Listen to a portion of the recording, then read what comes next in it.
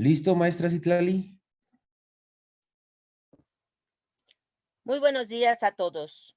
La Asociación Mexiquense de Matemática Educativa les da la más cordial de las bienvenidas a esta conferencia del día de hoy, titulada Una herramienta básica en la etnomatemática para la clasificación y el diseño de actividades matemáticas. Nos acompaña, impartida por el doctor Gilbert Blanco Álvarez, a quien le damos la más cordial de la bienvenida. El doctor Gilbert Blanco Álvarez estudió la licenciatura en matemática y física y una maestría en educación matemática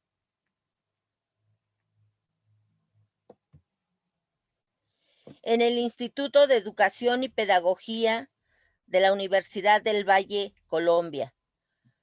Una maestría en investigación en didáctica de las matemáticas en la Universidad Autónoma de Barcelona, España, y realizó su doctorado en ciencias de la educación en la Universidad de Granada, España.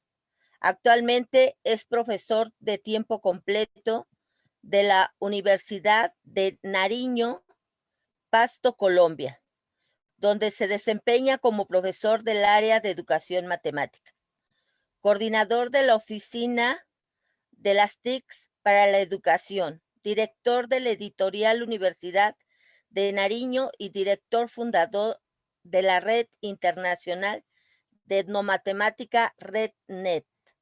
Sus intereses investigativos se centran en la etnomatemática, la formación de maestros de matemáticas, la evaluación de actividades diseñadas desde la etnomatemática, la etnoeducación y el estudio de clase o Lesson Students. Le damos la más cordial de las bienvenidas, doctor, a su congreso, a este tercer congreso de la AME. Dejo en uso de la palabra al doctor Gilbert. Bueno, muy buenos días. Pues muchísimas gracias por la presentación y muy agradecido con ustedes, con el doctor Eduardo Mancera, con la ANME, por esta invitación que me hacen a compartir algunas ideas sobre el trabajo en etnomatemática que vengo realizando desde hace ya varios años. Voy a compartir por aquí mi pantalla para iniciar. Bueno, muy bien. Les decía entonces que, bueno, yo trabajo en Colombia, en la Universidad de Nariño, soy pues, profesor del área de educación matemática y todos los días trabajo en la formación de maestros de matemáticas, de jóvenes que van a ser los futuros licenciados en matemáticas aquí en Colombia. Entonces ellos van a salir a enseñar en la educación primaria, en la educación secundaria, y en muchos casos también varios de ellos trabajan en la misma universidad. Entonces, o sea, estas reflexiones que les voy a presentar, pues digamos, son fruto de todo ese trabajo de que hago todos los días con los jóvenes, con los que trabajo en la formación de estos maestros, pero también en la formación de maestros en ejercicio. O sea, también trabajamos con algunos profesores. Entonces, digamos, estas reflexiones se basan en todo ese trabajo, pues, de formación. Bueno, muy bien. Entonces, he titulado la charla Una herramienta basada en la etnomatemática para el diseño de actividades matemáticas. Vamos a hablar un poco, pronto algunas personas no han escuchado hablar de la etnomatemática, vamos a hablar un poco de esto para irnos contextualizando. Allí está mi correo electrónico, ilbla@udenar.edu.co, por si luego quisieran pues continuar, ¿no?, conversando sobre estas temáticas. Muy bien, entonces la pregunta que nos convoca, pues, y convoca todo este tercer Congreso Internacional, pues es cómo mejorar las prácticas de enseñanza y aprendizaje de las matemáticas. Creo que todos los que estamos aquí conectados pues tenemos como esta gran pregunta, ¿no? Esta gran misión de cómo mejorar esas prácticas de enseñanza y aprendizaje de las matemáticas. Entonces, pues desde la educación matemática o la matemática educativa, pues existen múltiples formas de acercarse o de dar una respuesta, ¿no?, a esta pregunta. Entonces, algunas personas dirán, miren, nosotros creemos que estas prácticas de enseñanza y aprendizaje pueden mejorar a partir del uso de tecnologías. Y entonces trabajamos con GeoGebra para la enseñanza de la geometría, o con múltiples otros programas pues que existen, ¿no? Entonces, digamos, esa es una perspectiva muy válida, y está muy bien, y así como esa, pues existen muchísimas otras perspectivas, digamos, enfoques de la educación matemática. Pues el enfoque en el que yo trabajo, o en el que se enmarca, digamos, estas reflexiones, pues es el enfoque social, cultural y político de la educación matemática. Y en este gran enfoque de la educación matemática, pues hay múltiples teorías, ¿no? Entonces uno podría llamarle teorías. Entonces está, por ejemplo, colega de ustedes de allí de México, el profesor Ricardo Cantoral, y un gran equipo de trabajo que hay alrededor de esta teoría de la socioepistemología. Entonces, bueno, la socioepistemología pues tiene unos planteamientos, digamos, intenta también dar algunas pautas para resolver esta pregunta, ¿no?, que nos decíamos al inicio. También la objetivación cultural del profesor Louis Radford de Canadá, la etnomatemática del profesor Ubiratán de Ambrosio, que lastimosamente pues este año nos dejó, ¿no? Entonces, de Brasil, el profesor Ubiratán de Ambrosio. Existe también la enculturación matemática del profesor Alan Bishop en Australia. La pedagogía culturalmente relevante de Gloria Ladson de Estados Unidos. La insubordinación creativa de Celi Espasandín y Beatriz Ambrosio. La educación matemática crítica de Oles Cosmos en Dinamarca. La política cultural de la educación matemática de Paola Valero. Entonces observen que ahí, lo que quiero es que ustedes conozcan que hay distintas teorías en este gran enfoque, dentro de este gran enfoque social, cultural y político de la educación matemática, pues hay múltiples teorías, y la que vamos a trabajar hoy, o lo que yo más trabajo, aunque soy lector de todas ellas, y en alguna medida pues todas estas son teorías hermanas, ¿no? O sea, unas comparten, o sea, todas comparten ciertos elementos, digamos, de base, y todas entonces tienen unas perspectivas y intentan dar unas herramientas pues a los profesores, a los investigadores, pues digamos, diferentes. Pero pues todas siempre tendiendo a responder esa pregunta pues, de cómo se puede mejorar esa práctica de la enseñanza y el aprendizaje de las matemáticas. Entonces, la que vamos a trabajar un poco es la de la etnomatemática. Entonces, el objetivo de la etnomatemática es, como campo de investigación, pues le interesa estudiar los procesos de generación y producción del conocimiento, en este caso el conocimiento matemático, su organización intelectual y social, y su transmisión y difusión. Entonces, cómo se genera el pensamiento matemático, cómo se produce ese conocimiento, ¿no? Cómo se organiza intelectual y socialmente, y cómo es que es transmitido, ¿no?, y difundido, pues, ese conocimiento matemático.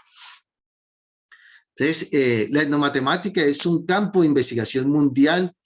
Esta es una imagen tomada de la página de la Red Internacional de Etnomatemática. O sea, estas son las visitas que hacen a la página. Pues miren ahí, bueno, o sea, esta es una imagen solo para hacernos una idea pues, de cuántas personas, o de qué países, más bien, desde qué lugares, pues, en qué lugares se pueden ver que hay personas interesadas en el estudio de la etnomatemática. O sea, justamente, pues, en estos procesos de generación y producción de conocimiento matemático, de cómo se organiza y cómo se transmite. Bueno, muy bien. Entonces también existe una red, la Red Internacional de Etnomatemática, una red que ya lleva más de 18 años, estamos cumpliendo 18 años, y pues es una red que tiene coordinadores en 20 países y tenemos ya alrededor de 3.500 personas. Entonces es una red bastante grande, bastante activa. El próximo año estamos organizando nuestro tercer encuentro latinoamericano de etnomatemática en Chile. Bueno, ahí estamos pues trabajando bastante en estas temáticas.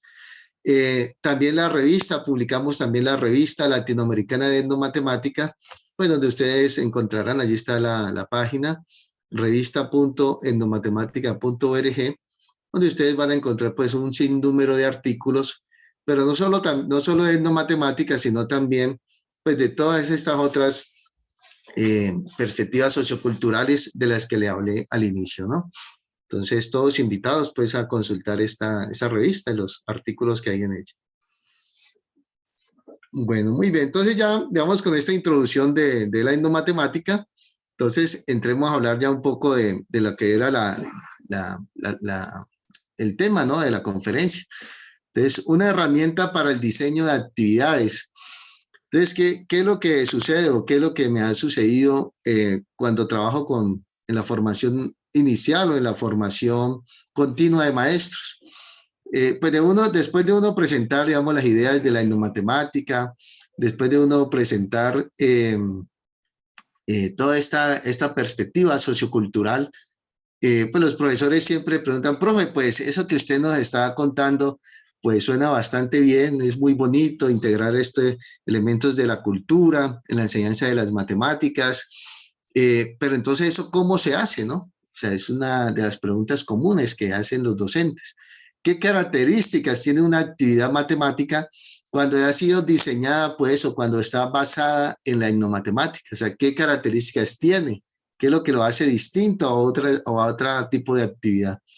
Y si existen, pues, algunas orientaciones para eso. O sea, si existe alguna orientación. Entonces, pues, la dificultad que existía, pues, es que no existen herramientas para el diseño ni para la clasificación de actividades desde la etnomatemática. Y justamente esta propuesta que yo les traigo, que quiero compartir con ustedes, pues una primera herramienta para este trabajo de diseñar y clasificar actividades desde la etnomatemática.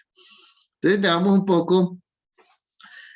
un poco cómo ha sido esa integración de la etnomatemática en el aula. O sea, ya desde hace muchos años, muchos profesores han pensado en, bueno, ¿cómo integramos, cómo articulamos estos elementos de la cultura, pensamientos matemáticos, digamos, que circulan por fuera de la escuela? ¿Cómo los incorporamos a la escuela, ¿no? A esa actividad de las matemáticas escolares.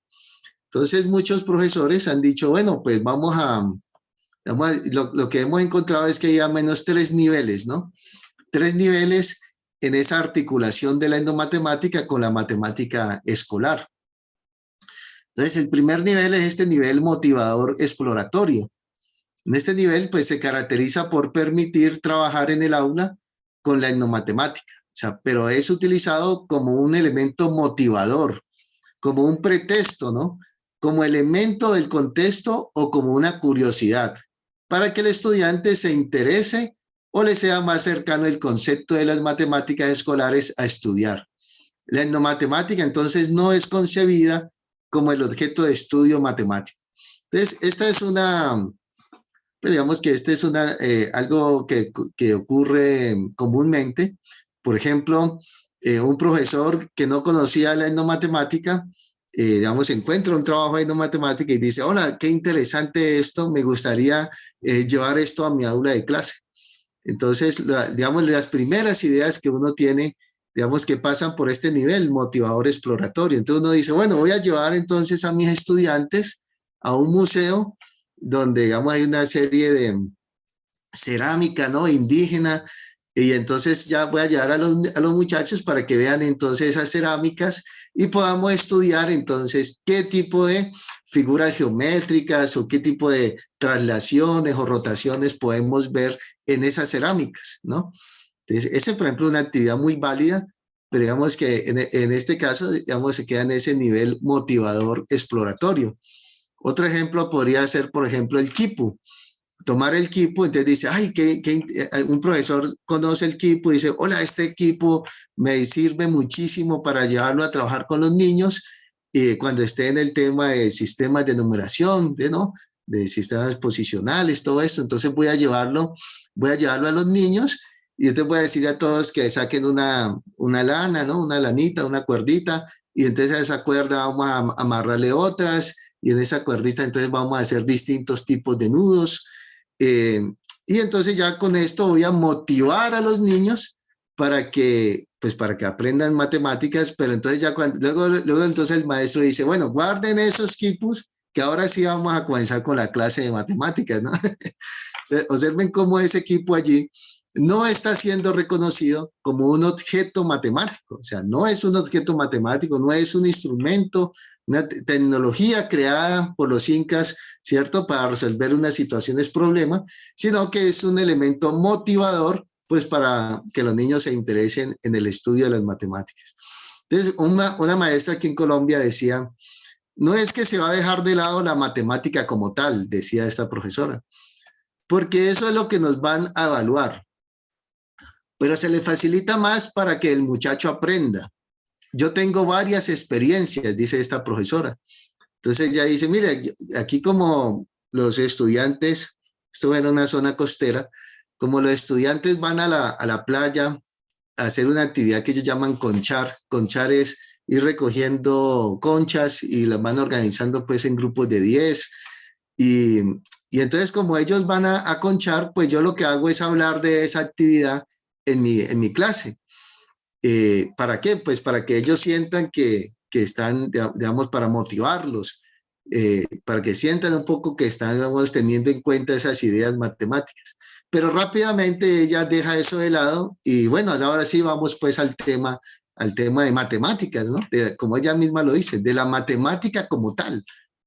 Y sí, miren que este es un elemento motivador, exploratorio. O sea, la matemática en este caso, pues no es concebida como un objeto de estudio matemático. O sea, no se centran en el estudio del quipu, no se centran en el estudio, digamos, de esa actividad de conchar, sino que lo utilizan como un elemento motivador.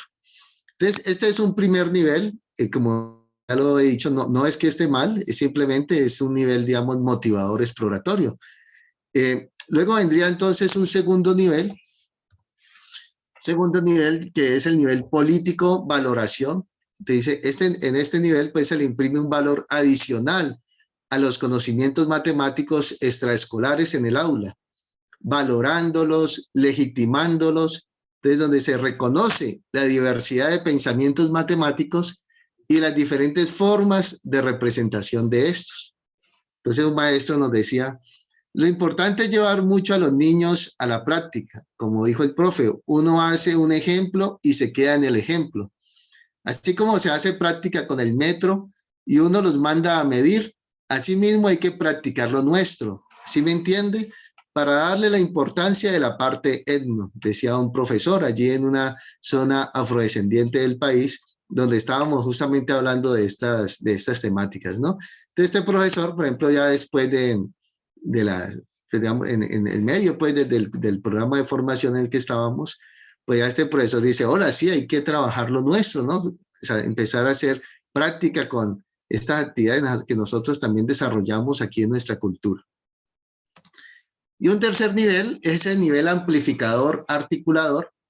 Dice, este nivel se caracteriza por presentar en el aula los conocimientos etnomatemáticos como objeto de estudio. O sea, observen aquí ya el cambio con el primer nivel, ¿no? O sea, aquí en este nivel ya es, esos conceptos etnomatemáticos son objeto de estudio, al lado de los conocimientos matemáticos escolares. Observen que se dice al lado de los conocimientos matemáticos escolares, porque mucha gente cuando inicia estos temas de la etnomatemática, digamos, hay cierta creencia que entonces si uno va a trabajar con etnomatemática, entonces debe dejar de lado la matemática escolar. Y no es para nada eso, o sea, nunca se ha dicho eso, el profesor Vilatán nunca dijo eso, o sea, no es el objetivo de la etnomatemática dejar de lado la matemática escolar, lo que se pretende es justamente enriquecer ese pensamiento matemático escolar con estas actividades pues etnomatemáticas. Entonces, se busca hacer paralelos entre métodos matemáticos escolares y extraescolares para la resolución de problemas. Claro, o sea, lo que busca también la etnomatemática es responder esa pregunta que nos hicimos al inicio. ¿Cómo hacemos para que estos jóvenes pues aprendan pues mejor y más matemáticas, ¿no? Ahora, un maestro entonces nos dice, creo que la clave está en trabajar con los estudiantes, que las medidas de nuestro terreno, de nuestros ancestros, les sirvieron cuando no estaba la medida estándar y que en un momento dado también nosotros, más que todo en las zonas apartadas, podemos utilizarlas. Que si no tenemos el metro no nos vamos a varar. No son tan precisas, pero no nos vamos a varar por eso. Creo que ahí está la clave. Lo que decía la compañera, vaya mida. ¿Con qué? No, mida, con pasos. Creo que ahí está la clave. Entonces, un poco, pues lo que vemos aquí es un ejemplo, ¿no? Hay una situación problemas, ¿no? Una situación problema que resolver. Entonces, bueno, pues esta situación problema se puede resolver al menos por dos caminos, ¿no? Uno, el de la matemática escolar, o sea, el que vemos pues allí en el aula, y otro, pues, bueno, múltiples formas de resolver una situación problema. Por ejemplo, dada la situación problema, digamos, se le da que es una actividad clásica en el aula, digamos, digamos, se le da la mitad de una figura y se le dice al estudiante, bueno, construya la otra mitad que sea simétrica respecto, pues, a un eje, ¿no? Entonces, listo, el estudiante saca ahí su regla, su compás, ¿tá? Y empieza a hacer esa actividad de construir la otra parte, pues, simétrica respecto al eje. Bueno, pues esa es una pregunta, digamos, típicamente escolar, pero esa actividad o esa situación problema, pues también se puede resolver de otras formas en otros contextos. Cuando estás con una tejedora, dice, bueno, y usted, digamos, si le doy la mitad de esta figura, ¿usted cómo construye la otra mitad para que esto le quede igual aquí en el tejido, ¿no? O sea, sin hablarle de simetría, sino solamente hablarle de que un lado le quede igual al otro. Ah, bueno, pues esa persona, esta tejedora, ese tejedor, pues también va a tener entonces unas formas de resolver esa situación problema y de construir esa figura pues simétrica. Bueno, y hay muchas, aquí podríamos quedarnos hablando de muchas otras formas de darle solución a esa situación problema.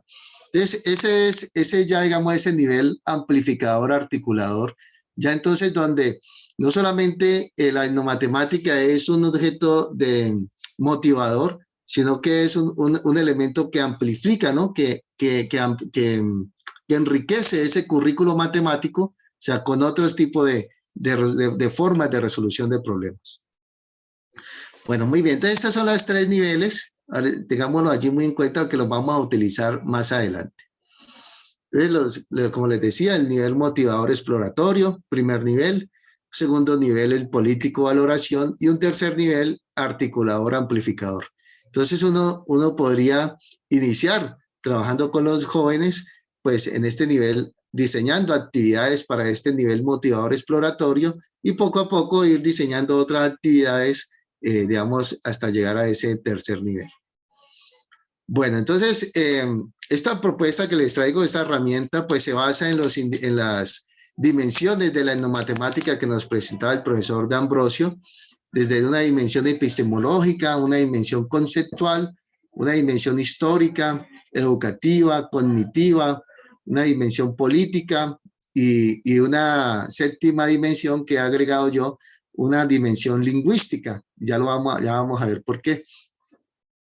Dentro de estas dimensiones, pues la herramienta que les presento entonces es una serie de indicadores que no existían, una serie de indicadores pues que nos permiten entonces orientar pues el diseño de actividades o la clasificación de estas. Vamos a ver entonces cuál sería esta herramienta.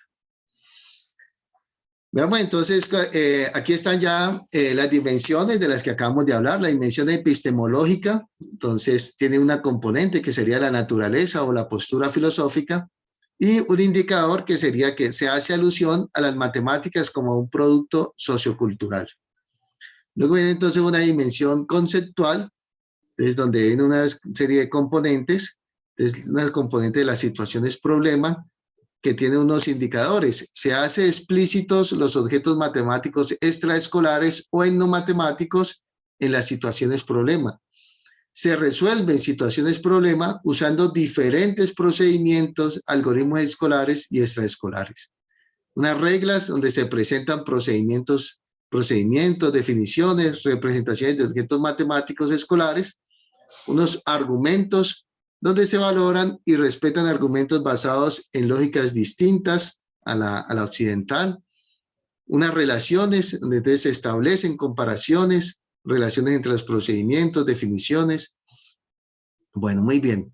Ahora, en relación a esta primera de la dimensión epistemológica, donde se hace alusión a las matemáticas como un producto sociocultural, pues es importante señalar pues, de que este es digamos, uno de los axiomas, por decirlo así, uno de los axiomas de la etnomatemática, o al menos no de la etnomatemática, sino de todo este enfoque social, cultural y político. O sea, si tú eres un profesor que no comprende o que, digamos, que tiene una concepción de las matemáticas distinta a pensarlas como un producto social, cultural, humano, pues entonces, digamos, ese profesor pues no podría trabajar desde esta perspectiva sociocultural, ¿no?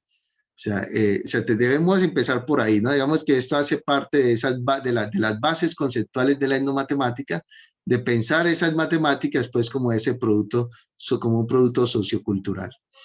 Bueno, muy bien. Veamos ya entonces la dimensión histórica. Entonces, donde hay unas historias. Entonces dice, se tiene en cuenta la historia de las matemáticas, pero también de las etnociencias, pero también etnohistorias, narrativas. Y miren algo que nunca había aparecido en la escuela, cosmovisión, ¿no? La cosmovisión también se tiene en cuenta en esta dimensión histórica. Y es que, pues digamos, hay que ampliar esa visión de la historia de las matemáticas. La historia de las matemáticas oficialista, pues digamos que tiene algunos vicios, por decirlo así. Por ejemplo, la historia de las matemáticas, pues es machista, ¿no? Es racista. Bueno, por ejemplo, si tú buscas en un libro de historia de las matemáticas oficialista una persona negra, pues no se reconoce a nadie en el mundo. O sea, es como si estas personas nunca hubiesen existido y nunca hubiesen, pues, aportado al pensamiento matemático. Y ahora, si tú buscas una mujer, pues, a duras penas en algunos libros aparece por allí al inicio, le dedican un par de párrafos a Hipatia, ¿no? Pero no más. O sea, digamos, la historia oficialista de las matemáticas tampoco reconoce ese trabajo, digamos, de esa producción académica de las mujeres. Y ahora si buscas pues la combinación entre mujeres y mujer afro, pues ese sí que nunca va a aparecer, ¿no? Entonces, pues un poco el trabajo de la misma etnomatemática es también reconocer ese trabajo matemático de las comunidades negras, de las mujeres. El mismo Paulus Gerdes en África trabajó más de 30 años y tiene una vasta producción académica donde él dedicó toda su vida a demostrar cómo estas comunidades negras también son productores de pensamiento matemático y cómo la mujer negra también es productora de pensamiento matemático. Entonces, cosas que, digamos, nunca vas a ver en la historia de las matemáticas que uno llamaría, pues, oficialista, ¿no? Bueno, muy bien. Entonces, importante, pues, esta dimensión histórica. Luego, adaptación al currículo. Entonces, tenemos en esta dimensión educativa, tenemos varias componentes. Tenemos de la adaptación al currículo, donde se adecúan los contenidos a los fines del currículo nacional. O sea, si esa actividad efectivamente se adecúa a los fines del currículo nacional, a la educación intercultural bilingüe o a la etnoeducación, como se le dice aquí en Colombia. Se adecúan los contenidos a los currículos propios locales o proyectos educativos institucionales comunitarios. Conexiones intra e interdisciplinares, así si se hacen pues conexiones entre distintas áreas.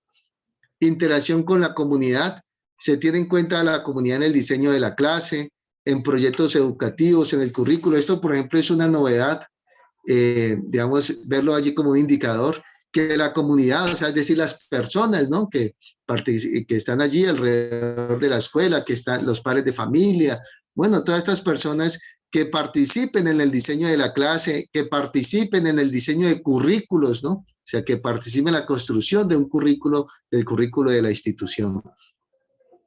Aquí en Colombia, por ejemplo, hay instituciones que dicen tener un proyecto educativo comunitario.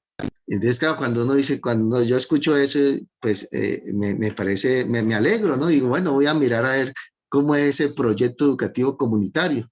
Entonces, tienen un documento, pues, donde dicen que la comunidad va a participar, bueno, múltiples cosas, pero cuando uno va a la práctica, pues, eso todavía no se ha resuelto del todo, ¿no? O sea, cómo esa comunidad va a participar en esa construcción, pues, de esos currículos o de esos proyectos educativos. Esa es una tarea que tenemos aquí en Colombia, pues, todavía, una tarea, pues, ahí pendiente, ¿no? Recursos materiales, dice, se usa material didáctico contextualizado, textos escolares diseñados desde una perspectiva etnomatemática. Esta, por ejemplo, es una línea de investigación totalmente abierta. Hay muy pocos trabajos. Uno que me gusta mucho, la profesora Ana Patricia Vázquez en Costa Rica, donde ella en conjunto con las comunidades indígenas y con otras, con la Universidad, pues, Nacional de Costa Rica, allí la sede de Sarapiquí, pues han diseñado un texto escolar para la enseñanza de las matemáticas que se basa, pues, en esta perspectiva etnomatemática. Pero como ese trabajo, pues hay muy pocos en el mundo. Y pues digamos que para los que de pronto estén interesados en esta línea, pues es un buen tema de investigación. O herramientas diseñadas, pues, por la comunidad para resolver problemas matemáticos como el Quipu, la Yupana. Metodologías, entonces se proponen métodos que tengan en cuenta el saber cultural. Por ejemplo, microproyectos de la profesora María Luisa Oliveras en España, que tengan relación con signos culturales de la comunidad, es decir, pues, elementos que sean importantes para la comunidad, sean significativos. Se trabaja también, pues, este enfoque de resolución de problemas. Se favorece la motivación de los estudiantes para que se interesen y participen. Se mejora su autoestima al estudiar contenidos etnomatemáticos relacionados con su comunidad, con su cultura, con su cosmovisión. Entonces, recuerden que estos son indicadores que luego vamos, ¿para qué son estos indicadores? Pues para luego rastrear si esas actividades que se han diseñado, pues si estos indicadores aparecen allí en estas actividades. Ya vamos a terminar para mostrar un ejemplo concreto. Y luego entonces viene una dimensión cognitiva, donde hay unos conocimientos previos. Entonces los indicadores son, se tienen en cuenta los saberes matemáticos previos de los estudiantes relacionados con su cultura. Observen que este es un llamado que nos hace la pedagogía misma desde los años 60 por lo menos, y he encontrado documentos de los años 30, de 1930, que todavía hacen este llamado, de que estos saberes matemáticos tengan relación con esos conocimientos previos de los estudiantes. Pero muchas veces en el aula, pues no escuchamos, ¿no?, ese llamado. Se tienen en cuenta las formas de razonamiento y argumentación características de su cultura para legitimar su conocimiento en el aula. Creatividad. Se tienen en cuenta formas diversas o nuevas de plantear soluciones a las situaciones problema. Esto, por ejemplo, muchas veces, y lo digo, digamos, con conocimiento de causa, donde muchos profesores, digamos, que le califican de forma negativa a un estudiante que resolvió una situación, problema que él había propuesto en el aula, pues por un camino distinto, con un algoritmo distinto, ¿no? Hay estudiantes que me dicen, no, es que así no me enseñó mi profesor, tienes que enseñarme o explicarme igualito como él me explicó, porque no, entonces él no me va a valer pues, este tipo de soluciones. Entonces mira que ahí tenemos un problema, pues, con nuestros profesores, con aquellos que están allí trabajando allí con los niños, pues porque están, digamos, limitando, cerrando esa creatividad. Y bueno, digamos, un poco el trabajo del profesor era, bueno, pues esta es una forma de resolver esta situación, problema, esta ecuación, no sé, pero si hay otras formas, otros algoritmos, pues sean bienvenidos todos para que justamente el aula se convierta en un laboratorio de matemáticas, ¿no? Donde todos somos productores de pensamiento matemático y no solamente unas jóvenes que estamos entonces reproduciendo pues un algoritmo, una forma de solución de una situación, problema, sin siquiera pues nosotros tener la posibilidad, o sea, los jóvenes sin tener la posibilidad también de pensar en unas nuevas formas de resolución. El aprendizaje, entonces, se contempla la evaluación de los conocimientos y modos de razonar matemáticos, escolares y extraescolares. Ahora viene una parte que es muy importante, la dimensión política. Entonces, reconocimiento a la diversidad cultural. Se promueve la reflexión sobre las etnomatemáticas de diversas culturas. Entonces, a mí me parece esto fundamental. O sea, hablar con los jóvenes de que, bueno, la matemática escolar es una de las matemáticas, una forma, ¿no? Una matemática de muchas otras, pues, que existen en el mundo. O sea, muchas, esa diversidad, ¿no? De pensamientos matemáticos, o sea, de formas de resolución de problemas. Se explicita el reconocimiento y la valoración del pensamiento matemático extraescolar, o sea, ese pensamiento matemático de las personas que están por fuera del aula, que de pronto muchas veces no fueron no tuvieron la forma, la manera pues de formarse, ¿no? En la escuela, pero que efectivamente han desarrollado pensamiento matemático, una serie de algoritmos, una suerte de cálculo mental muy hábiles, ¿no? Bueno, pues valorar y reconocer ese pensamiento matemático pues, que circula por fuera de la escuela. Justicia social, se contempla la promoción de la equidad, de la inclusión social y la democracia, ¿no? Y la dimensión lingüística que les hablaba al inicio, de lenguajes, donde se contempla el uso de diferentes lenguas, pues vistas como riqueza de la diversidad cultural, ¿no? O sea, y aquí pues lo señalo como vistas como riqueza de diversidad cultural, porque nosotros aquí en Colombia tenemos un problema grave y es que muchos jóvenes, digamos, que pertenecen a comunidades indígenas, que tienen, digamos, una lengua propia, muchos de estos jóvenes les da vergüenza, ¿no? Hablar su lengua y entonces muchas veces ni siquiera quieren aprenderla.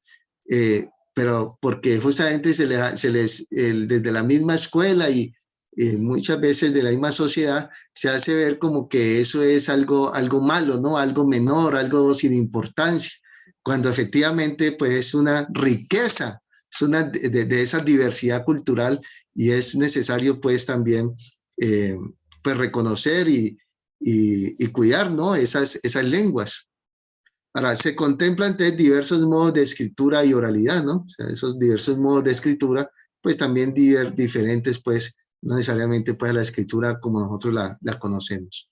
Entonces, estos son esos indicadores que vamos ahora, esta es la herramienta, pues, la herramienta es una serie de indicadores divididos, pues, por dimensiones que vamos entonces a utilizar para el diseño y para la caracterización de actividades. Vamos a ver ahora sí un ejemplo de cómo se utilizaría entonces estos indicadores. Bueno, muy bien. Antes de eso, entonces quiero aclarar un par de cosas. Dice, estos indicadores están pensados para clasificar las actividades según sea el nivel de articulación de la etnomatemática con las matemáticas escolares. Sin embargo, también pueden utilizarse a la hora de diseñar actividades, secuencias de enseñanza, textos escolares, puesto que se convierten en una guía para el docente sobre qué elementos puede usar en sus diseños, ¿no? Teniendo en cuenta que no es necesario que se cumplan todos de golpe. Claro, alguna vez un profesor me decía, profe, ¿y yo cómo hago una actividad para que cumpla todos esos indicadores? Dice, no, es que no es necesario que se cumplan todos los indicadores en una sola actividad. Estos podrán ir apareciendo poco a poco, a medida que se avanza en las actividades. Te dice, bueno, en esta actividad intentaré pues hacer una serie de ejercicios, de situaciones, problemas, que responda a ciertos, digamos que contenga ciertos indicadores. En la siguiente pues haré una cosa distinta y así, ¿no? Es muy importante que el lector tenga claro que estos indicadores no pretenden ser instrucciones para los docentes, ni recetas para el diseño. Tampoco son lineales, o sea, no hay que empezar del 1 al 26 y que no me puedo saltar ninguno. No, no, no, para nada, no son lineales. Tú puedes iniciar desde el último, desde cualquiera que quieras. Además que estos no pretenden ser todos, o sea, estos no son todos los indicadores no es una lista cerrada. De hecho, se espera que los docentes propongan nuevos indicadores de acuerdo a su experiencia educativa, investigativa y a su propio contexto. Entonces, claro, digamos, la invitación que yo les hago es a utilizar esta herramienta. Y digamos, si ustedes van viendo que faltan indicadores allí, pues hay que irlos agregando, ¿no? Enriqueciendo esta herramienta. Por otro lado, este instrumento pues, puede servir de guía en los procesos de observación del estudio de clase cuando de actividades etnomatemáticas se trate, ¿no? O sea, recuerden que ese estudio de clase, pues uno como experto se sitúa en la parte, bueno, en alguna parte del salón a observar, ¿no? A observar lo que hacen los jóvenes. Pero este estudio de clase, digamos que muchas veces carece de un instrumento de observación. Digamos, cuando la actividad sea de etnomatemática, pues este es un buen instrumento. Bueno, muy bien. Ahora sí, entonces, el proceso de clasificación. Entonces, bueno, pues lo que vamos a hacer es que vamos a buscar evidencias de que estos indicadores aparecen o no en una actividad. Eso básicamente de eso se trata. Entonces tenemos aquí que si aparecen estos números, o sea, si aparecen estos indicadores que estoy señalando, entonces estará en un nivel motivador exploratorio. Si aparece al menos uno, ¿no? Al menos uno de estos estará en un nivel de político valoración, y si aparece al menos uno de acá, pues estará entonces en un nivel amplificador articulador. Muy bien. Entonces veamos ahora sí una actividad real, ¿no? No es una actividad inventada, ficticia, no, es una actividad real que fue publicada en una revista y que fue aplicada pues a los jóvenes. Dice actividad 1, dice grado sexto, o sea, para niños entre los 10 y 11 años más o menos. El tema es ampliación y reducción de figuras, transformación en el plano, proporcionalidad y semejanza. Es una actividad que se hizo en Perú. Y el autor del artículo pues dice que es una actividad que se diseñó desde la perspectiva, o sea, basándose en esta perspectiva etnomatemática. Entonces queremos ahora, el ejercicio que les propongo es, vamos a leerla, vamos a leer esta actividad y luego entonces vamos a ver cuáles de estos indicadores aparecen o no en ella, ¿vale? Ese es el ejercicio que quiero que hagamos de aquí en adelante. Entonces dice, actividad inicial, que los estudiantes reconozcan qué patrones o formas geométricas usaban los incas en el diseño de sus mantos. Entonces se le pregunta a los jóvenes, ¿qué objetos geométricos utilizaban en los dibujos de sus ceramíos? ¿Qué conocimientos matemáticos geométricos emplearon en su arquitectura y urbanismo? ¿Qué patrones o formas geométricas usaban los incas en el diseño de sus mantos? Entonces el profesor pues le hace estas preguntas, pero también agrega pues una serie de imágenes características pues de la cultura inca, la piedra de los 12 ángulos, cerámica, ¿no? Cerámica inca. Aquí coloca pues una destilería. Y luego te dice proceso. A partir de estas tareas, podemos introducir al estudiante en el hermoso mundo de la geometría, haciendo que aprendan geometría de un modo bastante intuitivo y natural. En el momento básico o de proceso, se presentan fichas y diapositivas en las que el alumno visualiza elementos geométricos usados por los incas en sus diversas manifestaciones tecnológicas. Bueno, muy bien. Recuerden que el ejercicio que estamos haciendo es, tengan ahí como en la mente los indicadores y los niveles, para que al final me responden por el chat, digamos, pueden proponer en qué nivel estaría ubicada esta actividad, al final cuando terminamos de leerla. Dice entonces, los alumnos describen y reconocen patrones, elaboran cuadros u otros organizadores.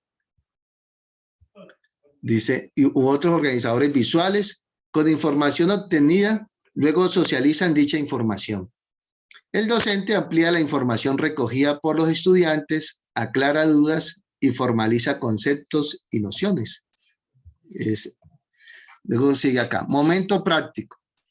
El profesor orientará a los alumnos para que recolecten imágenes sobre las diversas manifestaciones culturales y tecnológicas incas, de modo que aprecien y reconozcan formas geométricas y o conceptos matemáticos, de acuerdo a la siguiente matriz: manifestación cultural y concepto geométrico. Bueno, se pedirá que los alumnos diseñen maquetas y otros modelos a escala de los ceramíos, templos y palacios incas, bosquejen planos de las principales ciudadelas, así como grabados de sus mantos y tejidos. Ello planteará interesantes desafíos a los estudiantes, como por ejemplo, ampliación, reducción de figuras, transformaciones del plano. Y el profesor coloca entonces más fotografías pues típicas allí de la cultura inca, ¿no? Machu Picchu, Moray, la granja experimental inca. Bueno. Luego entonces dice, resolverán ejercicios y problemas sobre ampliación, reducción de figuras, proporcionalidad y semejanza, transformaciones del plano. Salida, se evaluará la comprensión intuitiva y conceptual de las nociones geométricas más importantes aplicadas por los incas. Se plantean y resuelven problemas de aplicación y modelación a partir de la información obtenida por los estudiantes. Y se pide que representen geométricamente nociones y conceptos. Esa es entonces la actividad que nos presenta, que se nos presenta. La idea ahora es entonces pensar, revisar, pues cuáles de esas, en qué nivel consideran ustedes que se podrá entonces encontrar esta actividad, en qué nivel estará, en un nivel motivador exploratorio, en un nivel político o en un nivel amplificador articulador. Me gustaría que escribieran un par de respuestas, ¿no? Allí en el chat, ¿quién se atreve a decirnos así muy rápidamente en qué nivel considera que estaría esta actividad de acuerdo pues a todo lo que hemos venido hablando? Lo pueden escribir ahí en el chat para un par de respuestas solo para tener un poco de retroalimentación aquí. ¿Quién se anima a escribirnos ahí en el chat?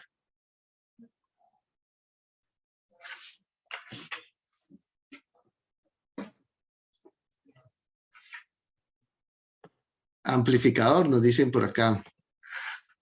Bueno, muy bien. Una respuesta más y para continuar. Entonces,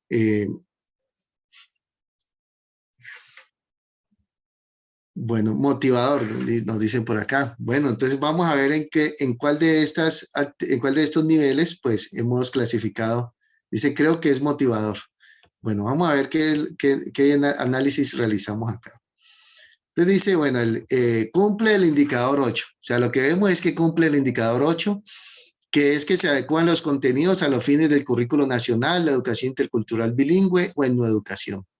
Dice, la actividad está diseñada para estudiantes de Perú, donde el currículo nacional de la educación básica busca que el estudiante valore desde su individualidad e interacción con su entorno sociocultural y ambiental sus propias características generacionales, las distintas identidades que lo definen y las raíces históricas y culturales que le dan sentido de pertenencia. Bueno, y luego explicamos también que los contenidos matemáticos, pues también todo está acorde pues a lo que pide el Currículo Nacional de Perú. O sea que esa actividad, pues es una actividad, digamos que está bien, se adecua pues a esos contenidos de ese currículo. Luego entonces hay un indicador 10 que vemos también que se cumple, que se hace conexiones de las matemáticas con la física y con otras disciplinas. Si la actividad promueve la relación de las matemáticas y las ciencias sociales cuando se solicita a los estudiantes recolectar imágenes e información sobre las diversas manifestaciones culturales y tecnológicas incas. Entonces, vemos que también se cumple pues ese indicador. Y pues lo que encontramos es que ya no vimos presencia, no vimos evidencia pues de otros indicadores de los que acabamos de presentar. Entonces la ubicamos en este nivel motivador exploratorio. Observe que esta actividad sería casi que exactamente la misma si uno en vez de escribir allí Inca, entonces por ejemplo pone Quimbaya, que era una comunidad indígena colombiana, y en vez de colocar entonces fotografías de la comunidad inca, pues uno coloca fotografías pues de los trabajos que hicieron los quimbayas en Colombia. ¿Sí es? Entonces mire que digamos que el trabajo, las fotografías, pues, o el pensamiento matemático desde la comunidad inca, en este caso, o de la comunidad quimbaya, si uno lo quisiera, pues no es el objeto de estudio, o sea, no es lo que está de fondo allí en la actividad. O sea, y miren que uno puede cambiar por cualquier comunidad y no pasa nada con la actividad se mantiene, sigue funcionando. ¿Por qué? Pues porque en este caso, pues ese pensamiento matemático de la comunidad no es el objeto de estudio, sino un elemento que puede ser motivador y pues que eso, que digamos, como lo decía anteriormente, y está bien que esta actividad esté en un nivel motivador exploratorio. Lo que queremos, la invitación pues que queremos hacer es, bueno, intentemos ir subiendo de nivel esas actividades, hagamos pues de que vayan subiendo a esos otros niveles. Veamos un segundo ejemplo. Y esta actividad también es real, se hizo en Costa Rica. Dice, basados en el idioma Cavécar y la posibilidad que éste da para un nuevo sistema de conteo basados en la quinaria, que es contar hasta 5, se han planteado actividades didácticas contextualizadas que corresponde a la enseñanza de algunos de los principios básicos de conteo para los números del 0 al 9. Muy bien, entonces dice, para iniciar se establecen las equivalencias entre el idioma Cavécar y el español con la numeración usual. Entonces allí se ve pues como el número 5, te dice sájula, que es nuestra mano, y representa pues al número 5. Allí entonces también está la forma como se construiría entonces el número 16, ¿cierto? 5 por 3 más 1. Bueno, muy bien. Y vamos, digamos, este es como lo previo, ¿no? La contextualización a la actividad. Y la actividad ya que se le coloca a los jóvenes, a los niños, es la siguiente.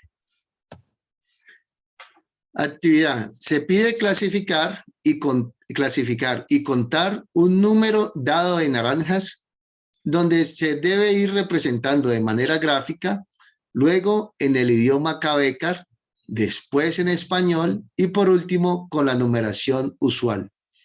Ya para finalizar, se pide este mismo conteo, pero utilizando el sájula, pues es un instrumento que siempre ayudará a contar. Entonces aquí vemos la respuesta de uno de los niños. De un niño dice, bueno, pues en Cavécar 1 se dice así, 2 de esta forma, 3 de esta forma, ¿no? En su lengua materna, que es el Cavécar. Luego entonces, ¿cómo se dice en español? El 1, el 2, el 3. Luego en símbolos, ¿no? Los símbolos pues indoarábigos, digamos, de la matemática escolar. Pero también luego entonces, ¿cómo utiliza la mano, ¿cierto? La mano de ese sájula, esa herramienta pues de conteo. Veamos, miren que aunque es una actividad que parece, digamos, bueno, matemáticamente, digamos, podría uno decir que es sencilla, vamos a ver entonces qué indicadores podríamos encontrar en esta actividad.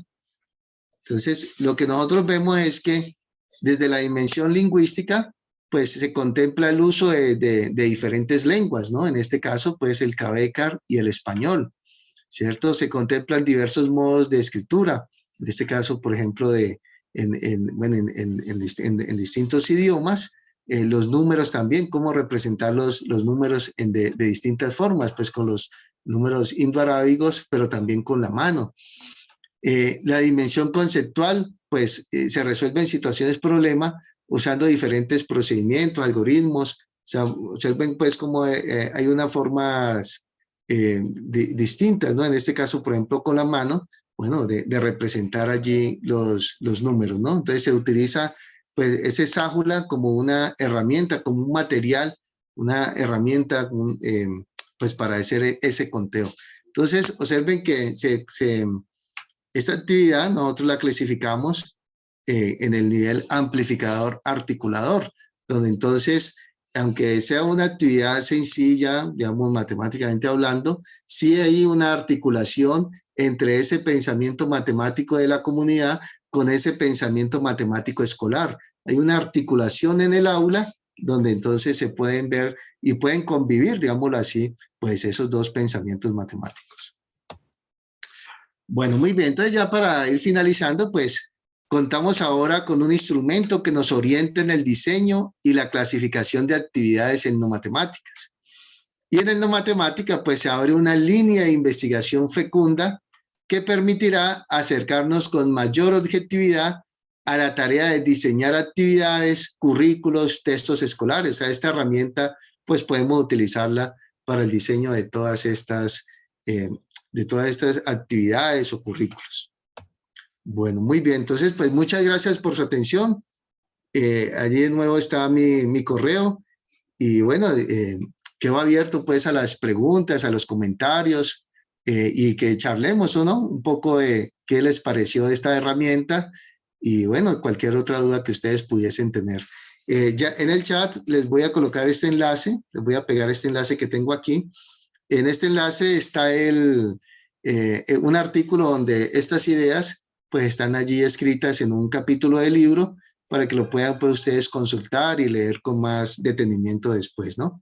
Entonces ya se los pego allí en el chat. Muchísimas gracias por su atención y como les digo, quedo abierto pues al diálogo y aquí a la conversación. Muchas gracias. Doctor Gilbert, le agradecemos mucho la disertación de este tema tan apasionante y que nos sirve definitivamente para esa parte de planeación en las escuelas y darle sentido y significado a las actividades que los docentes desarrollan en sus aulas escolares. Gracias a ustedes. Pasamos a la segunda parte de este evento, en donde el doctor Gilbert nos hará favor de responder las preguntas, los comentarios que realicen, si son tan amables de indicarnos con una manita arriba quién desea participar, por favor.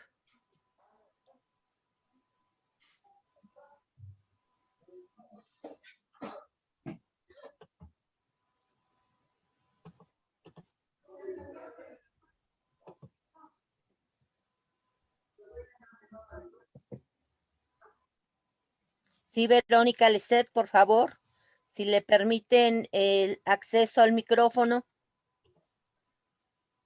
Listo, ya lo puede activar. Verónica, si nos haces favor de activar tu micrófono.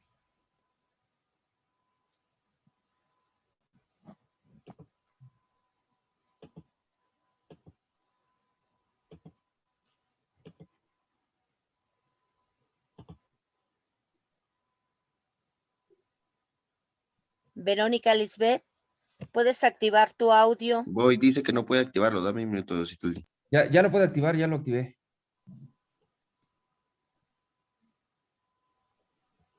Te sale ahí la opción de que puedas activarlo, Verónica. Por favor, nada más actívalo nuevamente.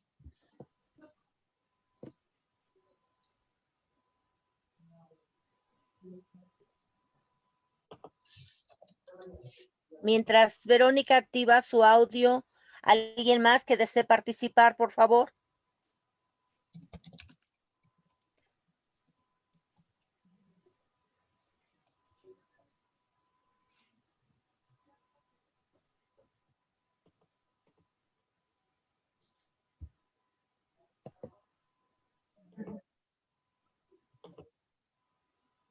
No puede Vero activarlo.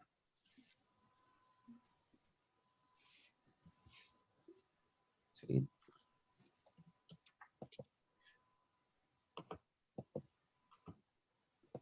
Listo, Vero, ya puedes activarlo.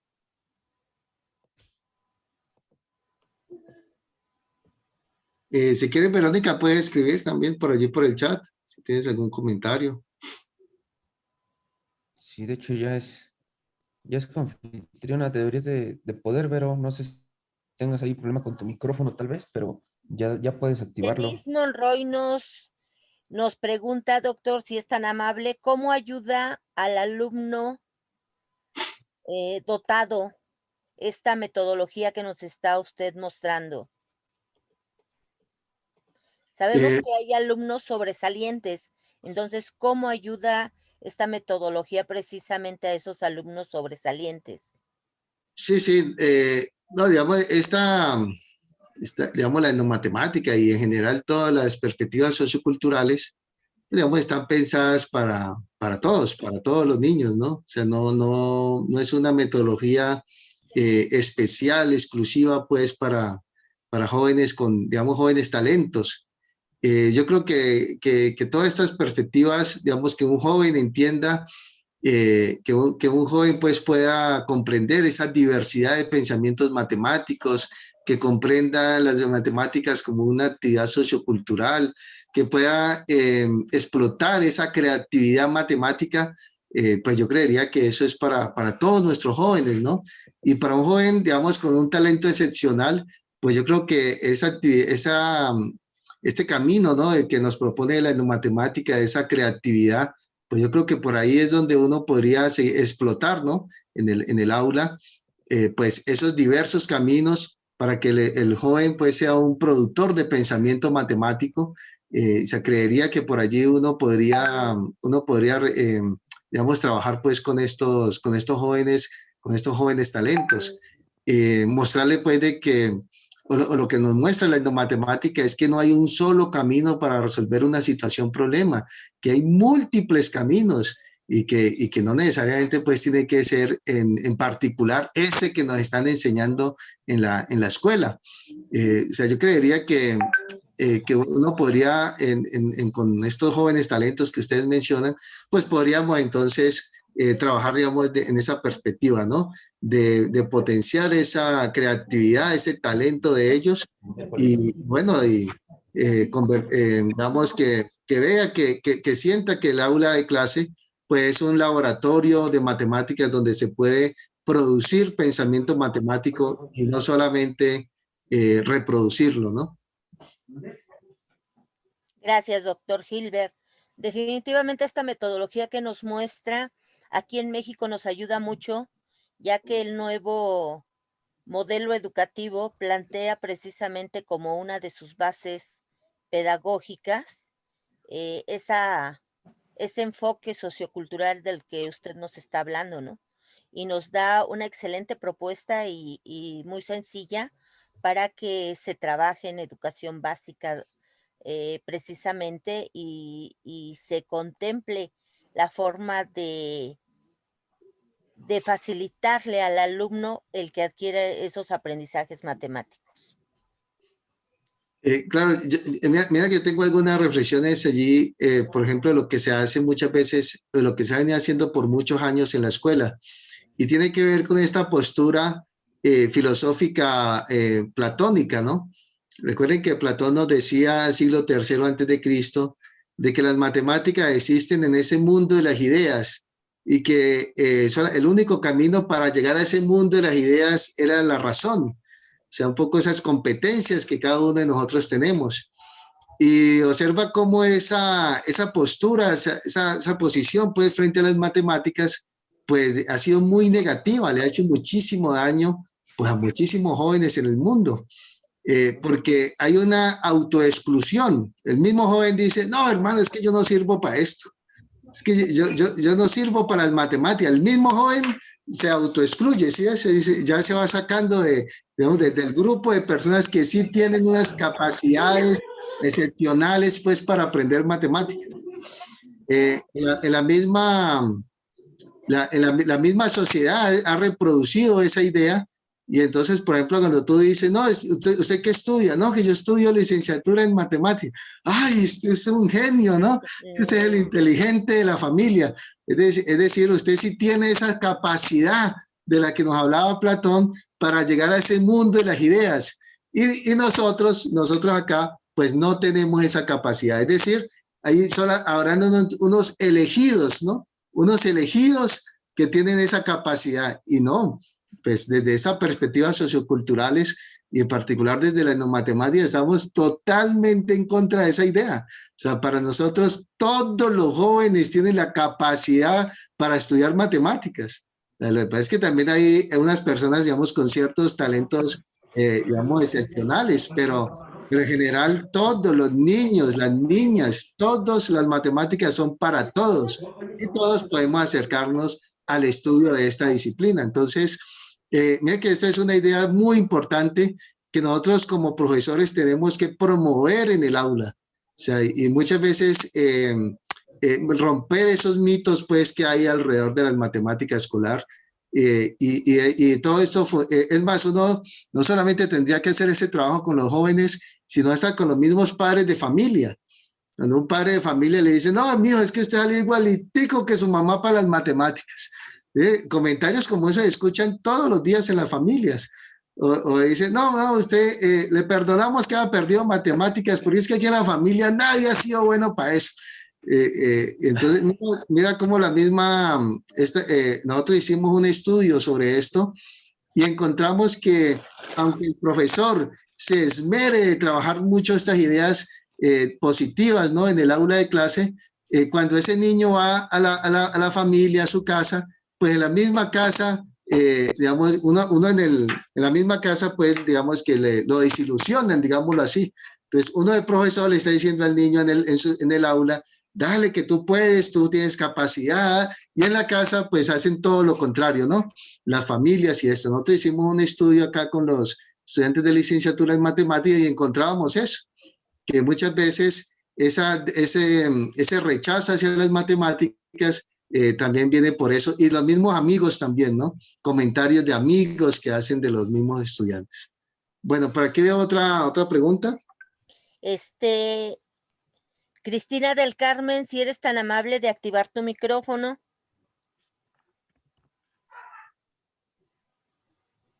Aquí dice Verónica, dice, mi duda está referida al inicio de un tema, es decir, si en mi grupo apenas comienzo a visualizar un contenido nuevo, ¿puedo usar la etnomatemática? ¿O primero será recomendable dar explicación tradicional y posteriormente la etnomatemática? Claro, la etnomatemática, la historia de las matemáticas, todo esto nos permite introducir una temática nueva, ¿no? Y sería ideal, pues, hablar, digamos, de esa diversidad de pensamientos matemáticos en relación a un tema. Entonces, sería interesante, no sé, si se me ocurre ahora hablar del número, ¿no? Si vamos a hablar del número, pues hablar de las distintas representaciones que hay del número en todo el mundo.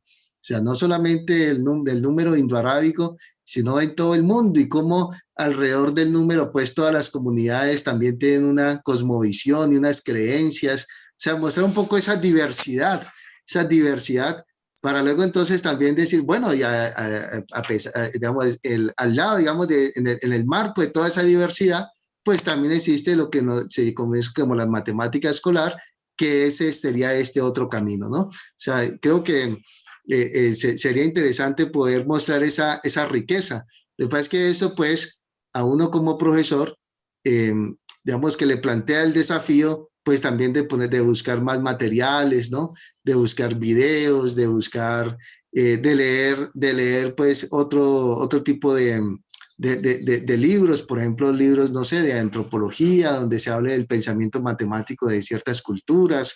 Bueno, o sea, ampliar un poco esa visión y esos materiales a la hora de preparar nuestras clases.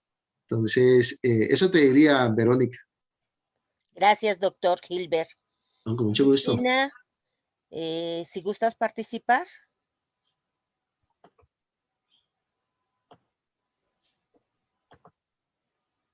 Por favor, activa tu micrófono.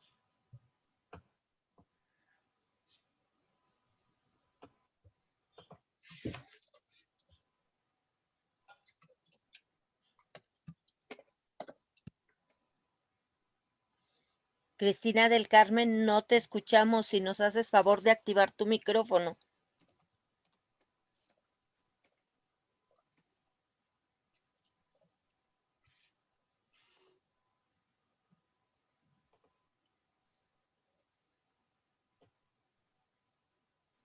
Dice que tiene problemas con el micrófono. Sí, si no, escribe tu comentario y con gusto el doctor Gilbert te lo contestará, por favor. Ya se le envió la solicitud a Cristal. De pronto, mientras que salen otras preguntas, otros comentarios, contarles, digamos, las dificultades que hemos tenido en Colombia para la integración de, digamos, de estos saberes en el aula y tiene que ver con las pruebas estandarizadas. Entonces, aquí en Colombia tenemos unas pruebas nacionales, llamamos las pruebas saber, se aplican en tercer grado de primaria, en quinto de primaria y luego también se aplican en grado noveno. Y luego también hay una prueba para ingresar a la universidad que se llama antiguamente le llamaba la prueba IFES y ahora se llama las pruebas, las Saber 11. Entonces, estas pruebas, digamos que tienen arrinconados a nuestros profesores de matemáticas, en el sentido de que las instituciones casi que se preparan, o casi que se han convertido en centros de entrenamiento para resolver esas pruebas. ¿Ves? Entonces, digamos, los documentos oficiales dicen que las matemáticas se deben enseñar para la vida, que se deben enseñar para el trabajo, para formar mejores ciudadanos, pero a la hora de la verdad se están enseñando es para resolver pruebas, ¿ves? O sea, un poco es una lástima esto porque, pues digamos, muchos colegios, como les digo, pues dejan de lado cualquier otra cosa, cualquier otro tipo de formación a partir de las matemáticas para centrarse entonces en este entrenamiento, porque de acuerdo a los resultados que tengan las instituciones, el gobierno les dará más o menos presupuesto para su institución. Entonces, una institución que tenga muy buenos resultados, el gobierno entonces la premiará con más recursos. Y ahora, también la sociedad, los padres de familia, antes de, digamos, de matricular a sus hijos, o sea, en la búsqueda de un colegio, dice, bueno, pues, ¿cómo le fue a ese colegio en las pruebas a ver, en estas pruebas estandarizadas? No, que le fue muy bien. Ah, entonces ahí voy a colocar a mi hijo. No, que ahí les va muy mal, que eso no tiene bajos resultados. Uy, no, entonces allá no lo llevo. ¿Sí? Entonces ahí mira que hay una exclusión social también a partir de esos resultados. Entonces, claro, un profesor alguna vez me decía, profe, eso que usted nos está comentando es muy interesante, muy bonito, qué chévere integrar la cultura, digamos, recuperar nuestros saberes, nuestra historia, pero aquí no va a venir el gobierno a preguntarnos nada de eso. Aquí van a venir a preguntarnos con un formulario que el estudiante tiene que sentarse a resolverlo, unas ecuaciones, una serie de cosas, y eso es lo que tiene que resolver el niño, y entonces yo me voy a centrar en eso. Y entonces salió y se fue. No, pues yo no voy a hacer, yo no voy a integrar, a hacer todo este trabajo, digamos, que usted nos está proponiendo, sino que pues a mí lo que me interesa es que los estudiantes tengan buenos resultados en esas pruebas. Entonces, pues digamos que es una gran dificultad que tenemos eh, a la hora de hablar de estos temas con los profesores, porque aunque se reconoce la importancia, la necesidad y digamos, se ve digamos, caminos novedosos, interesantes, pues los profesores finalmente terminan replicando el modelo de entrenar a los jóvenes para ese tipo de pruebas, ¿no? Entonces, ese es yo les digo cuando está la gente de las secretarías de educación, entonces tienen arrinconados a nuestros profesores con esas exigencias. Quería comentarles esa situación pues que sucede aquí en nuestro país, en Colombia. No sé cómo sea allí en México. Si tú sabes, Citlali, cómo sería en México esas situaciones, ¿no? En México, efectivamente, pasamos por la misma situación, doctor Gilbert, en donde tanto las pruebas de alto impacto como de bajo impacto, también son estandarizadas y efectivamente, con mucha tristeza, las escuelas se han dedicado a desarrollar esa parte de destrezas, enfocándose únicamente en la resolución de esos problemas y perdiendo de fondo, ¿no? Lo que es la enseñanza y aprendizaje de las matemáticas, ¿no? Habla usted de una parte muy, muy cierta, ¿no? La matemática debe de dejar de ser ese gran ídolo incansable en ese mundo de las ideas que manejaba Platón para centrarnos en una realidad y hacer competente al alumno, sobre todo buscar ese gusto, ese placer por por esta área tan, tan hermosa como es la matemática. Y al igual que ustedes, México enfrenta esa situación debido al recurso precisamente que a nivel mundial le oferta, ¿no? Por obtener esos resultados bajos. Y es muy triste ver cómo en muchas de las ocasiones llegan a la manipulación de esos resultados con tal de justificar dinero que muchas veces no nos llega a las escuelas, doctor Gil. Sí, Es sí. Yo te iba a preguntar, ¿estás hablando de Colombia o de México? de México, de México, No, porque México, es la misma situación, es exactamente lo las mismo. pruebas estandarizadas en básica, primero les llamaron enlace, luego planea, y ahora les llaman evaluaciones diagnósticas, ¿no? Entonces, Mm. definitivamente concordamos precisamente en ambos países con esta situación, ¿no? Sí, sí, efectivamente, así es. Nos preguntan si Adriana Isabel, si nos podría usted hacer favor de recomendarnos algunos autores que hayan escrito sobre etnomatemática, obvio, aparte de nuestro querido doctor de Ambrosio, que en paz descanse, ¿no? Y que se le reconoce como uno de los padres de la etnomatemática en el mundo, ¿no? Claro, claro que sí. No, pues en principio los invitaría a leer, como les decía al inicio, la revista latinoamericana de etnomatemática. Allí hay múltiples experiencias de trabajos en el aula, eh, de múltiples autores. O sea, es una revista que ya lleva más de 13 años, publicación continua, donde hay más de 200 artículos pues, que ustedes pueden consultar. O sea, digamos que esa sería como la mejor cantera, digámoslo así, para ir a buscar autores, para ir a... Eh, donde digamos todos los autores pues conocidos en la etnomatemática han publicado y están publicando pues en esta revista. Entonces, digamos que para no darles muchos nombres, pues yo te diría, visiten, consulten esta revista, porque allí están pues todas las personas que trabajan, y no solamente los que trabajan en etnomatemática. Por ejemplo, mira que en el último número está un artículo del profesor Luis Radford, donde reflexiona sobre la etnomatemática desde su perspectiva de la objetivación cultural. También hay un artículo del profesor Juan Díaz Godino, donde reflexiona acerca de la etnomatemática desde su teoría pues del enfoque ontosemiótico, buscando pues esos puntos de encuentro entre el enfoque ontosemiótico y la etnomatemática. También están las reflexiones del profesor Ricardo Cantoral desde la socioepistemología.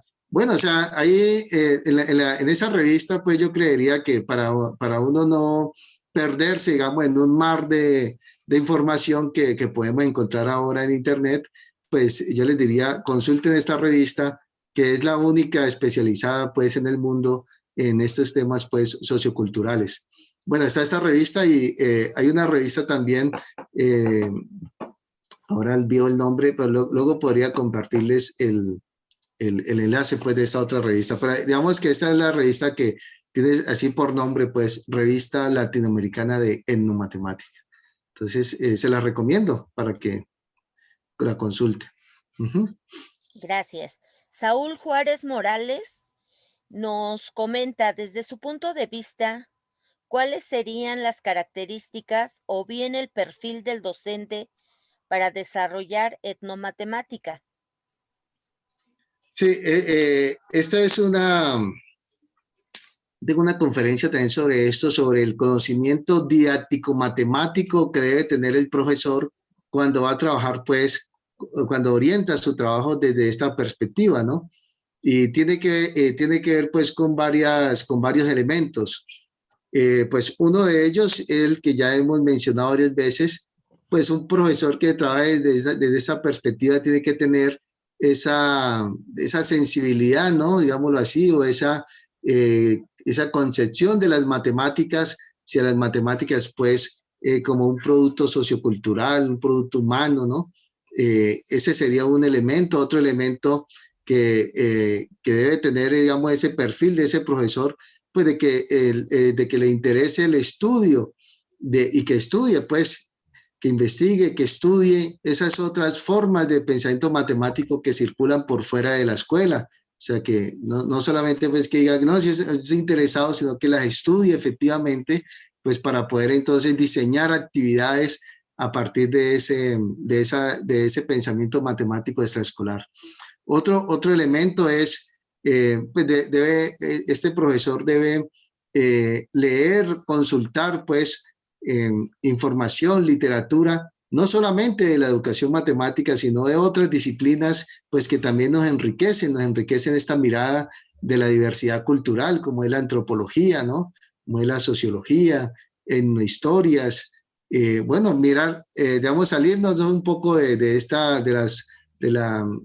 la literatura pues convencional que leemos en educación matemática y revisar pues también teorías pues hermanas, digámoslo así, o cercanas pues que nos pueden aportar. Otro elemento que uno tendría que tener en cuenta es pues digamos ese trabajo comunitario, ¿no? Ese trabajo, querer hacer también un trabajo digamos, con la comunidad, digamos, digamos, no entienda la importancia de hacer ese trabajo y de querer hacerlo, ¿no? Y poder abrir pues su aula a que participen otras personas. Por ejemplo, aquí en un trabajo que realizamos con maestros, en esa institución invitaron a madres comunitarias.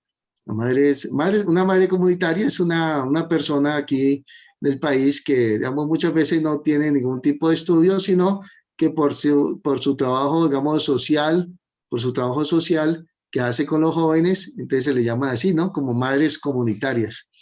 Entonces, alguna vez en una institución invitaron a una señora, a dos señoras, a que hablaran, ¿no? De su pensamiento matemático. Entonces les empezaron a hacer preguntas. Bueno, ¿y usted cómo mide tal cosa? ¿O cómo hacen tal otra? ¿Cómo hacen? O sea, fue súper interesante para los jóvenes, para los niños que estaban allí, también ver cómo se validaba ese pensamiento matemático de las señoras, que ellas mismas decían que nunca habían ido a la escuela, pero que los jóvenes veían que las señoras pues sabían matemáticas porque se estaba validando sus saberes ahí en la escuela, ¿no? Dice, bueno, pues si ella habla de matemáticas aquí con mi profesor de matemáticas, en el aula de matemáticas, porque sabe matemáticas, ¿no? Poco es como la lógica que tenían los jóvenes allí. Entonces, bueno, otra característica, digamos, de este profesor, de un profesor, digamos, no matemático, puede también ser un poco, digamos, como dice Celis Pasandín, un insubordinado creativo, ¿no? O sea, como insubordinarse a estos modelos, pues, de evaluativos, insubordinarse un poco hacia solamente formar a sus estudiantes para responder estas pruebas y también entonces hacer algo más, ¿no?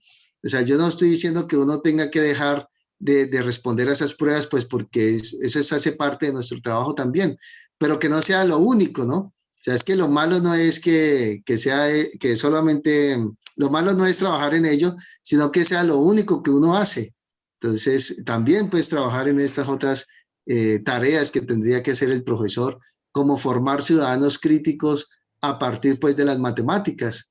Entonces, eso también hace parte de nuestro trabajo y creo que también hay que pues darle, digamos, un espacio allí en el aula. Bueno, ¿qué otros elementos ahora? Por ejemplo, uno de los elementos que recuerdo ahora de ese conocimiento didáctico matemático del profesor es escuchar al estudiante, ¿no? Escuchar al estudiante y, digamos, un poco ser abierto a otras formas de razonamiento que pudieran existir, ¿no? En el aula y en las mismas matemáticas. Por ejemplo, observen que aquí en varios estudios que se han hecho en comunidades indígenas al sur del país, dicen, mira, cuando uno va a donde cierta comunidad y les pide un vaso de agua, pues ellos le traen dos vasos de agua. Entonces le traen un vaso grande y un vaso más pequeño. Y entonces, claro, ustedes de la lógica matemática escolar, dice, pues esa persona se equivocó. Yo le pedí un vaso de agua y me trajo dos, ¿no? Desde mi lógica escolar. Pero claro, desde la lógica que lo están viendo ellos es, no, es que para nosotros el uno, pues es la unidad de estos dos, porque es el hombre y la mujer. Y entonces para nosotros esto es uno, ¿sí es? O sea, no, desde su lógica, eso es el uno. Desde la lógica académica escolar, pues ahí es dos. ¿Sí es? Entonces, observen pues cómo hay cosas tan sencillas como esas, pues se puede ver la diversidad también de pensamientos matemáticos o sea, de que uno como profesor pueda entonces también trabajar eso, ese tipo de elementos en el aula y que uno sea sensible y que reconozca ese tipo de argumentos, pues como argumentos válidos, pues no como, digamos, no desde una perspectiva justamente castigadora, como muchas veces se ha hecho en las matemáticas, sino pues desde una perspectiva de la diversidad, del reconocimiento de la diversidad de pensamientos matemáticos. Y o sea, digamos, cuando yo hablo de esto, pues uno se da cuenta de que cuando uno se da cuenta de que nuestra escuela ha sido un poco rígida, ¿no? Un poco rígida en ese sentido de la diversidad de pensamientos matemáticos, un poco rígida en el tema de la creatividad. O sea, no dejamos muchas veces que nuestros estudiantes construyan, digamos, sus propias formas de resolución, sino que solamente nos enfocamos es en enseñar ciertos conceptos. Bueno, entonces, no sé si respondí tu pregunta, pero si me escribe Saúl, te puedo enviar la grabación de la conferencia completa donde hablo justamente de estos elementos del conocimiento didáctico matemático del profesor. Muy interesante la reflexión que nos hace, doctor, y sobre todo esa conexión, ¿no? De la etnomatemática con esta corriente también que es muy nueva de la matemática crítica, ¿no? En donde se enlazan precisamente para darle ese sentido sociocultural del que usted habla a la matemática educativa. Saúl nos pregunta también cuál sería la importancia de trabajar la etnomatemática en el aula.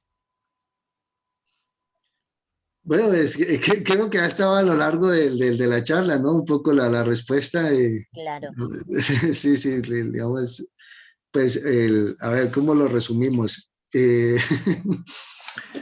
A ver, cuando, digamos, alguien dice, bueno, ¿y usted para qué hace eso, no? O sea, sería un poco la pregunta, ¿para qué usted se va a enredar con todo eso si ya tenemos la matemática escolar y ya sabemos lo que hay que enseñar?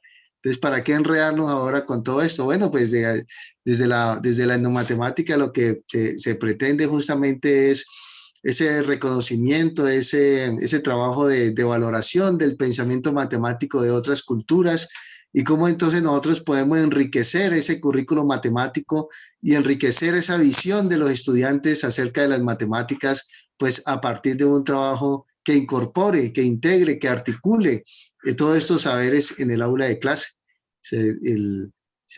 Para mí ese sería pues una importancia, digamos, mayor, ¿no? O sea, que un estudiante de matemáticas, un joven, reconozca, digamos, esa diversidad de pensamientos matemáticos, para mí eso sería una gran ganancia, ¿no? O sea, que reconozca que las matemáticas son muchísimo más que simplemente resolver pues una serie de algoritmos, una serie de cosas. O sea, que creo que eso sería pues un gran avance pues en este tipo de trabajos. Gracias, doctor Gilbert. Saúl le envía un fuerte abrazo desde Almoloya de Alquiciras, en el Estado de México. El día que nos Muchas visite gracias. aquí en México será un gusto poder atenderlo en nuestro estado. Muchas Usted gracias, muy amable. bienvenido a México. Muchas gracias. Que pase esta pandemia y nos vamos para allá. Claro que sí. ¿Alguien más que guste hacer algún comentario? ¿Alguna pregunta?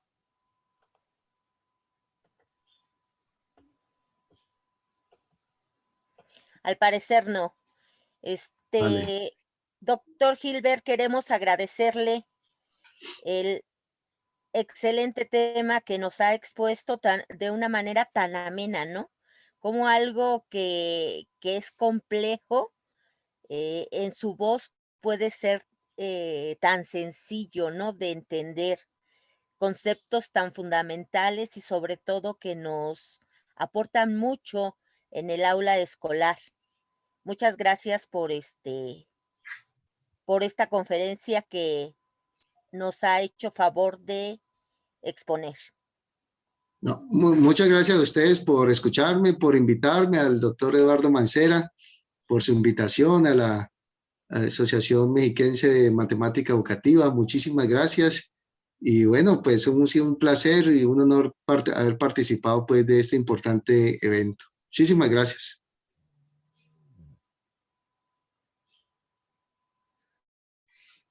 Omar, si eres tan amable de proyectarnos el reconocimiento al doctor.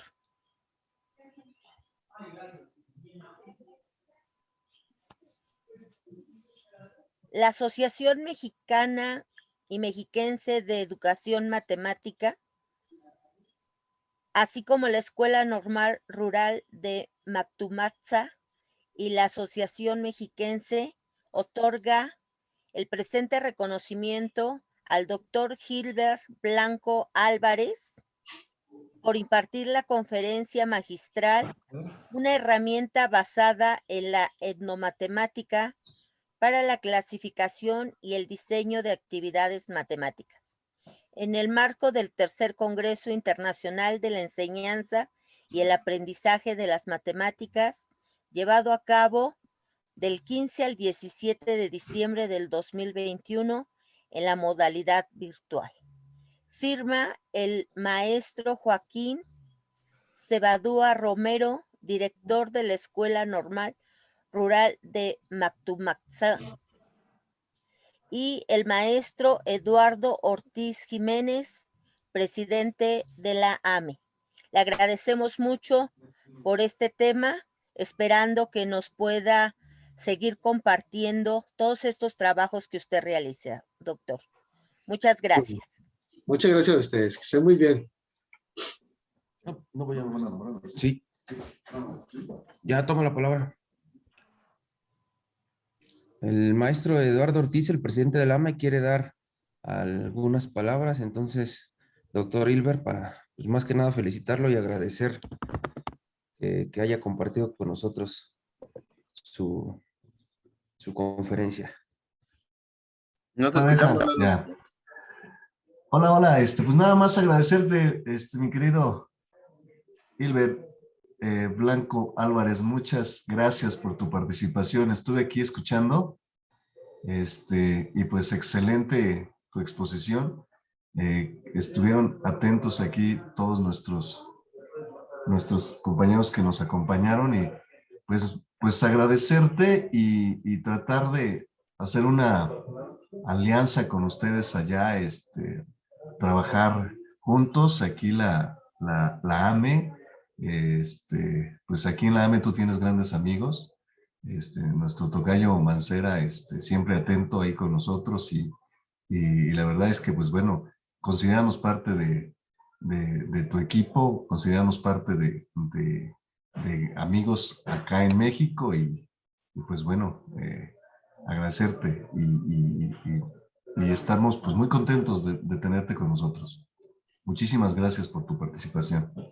No, gracias a ti, maestro Eduardo, y por supuesto podemos seguir trabajando juntos y bueno, quedo a la orden de sus servicios.